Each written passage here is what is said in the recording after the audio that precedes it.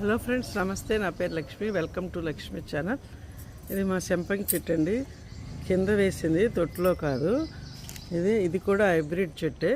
చూడండి, ఇది ఆగస్ట్ నుంచి డిసెంబర్ దాకా పూస్తాయండి ఈ పువ్వులు కూడా. ఇదిగోండి, ఇది ఇప్పుడు మనకి సెప్టెంబర్ నెల. చెట్టు నిండా మొగ్గలు వచ్చినాయి. హైబ్రిడ్ చెట్టు తొందరగా పూలు పూస్తాయి. అదే మనము మామూలు మొక్క తెచ్చుకుంటే, హైబ్రిడ్ కాని మొక్క తెచ్చుకుంటే 3 years పడుతుంది. అదే హైబ్రిడ్ అయితే మనకి 6 months నుంచే పువ్వులు స్టార్ట్ అవుతాయి.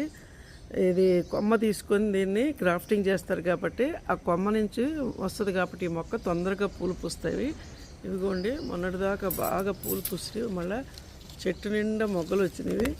దీనికి కూడా మనము అన్నిటికీ ఇచ్చినట్టే అన్ని ఎరువులు ఇవ్వాలి.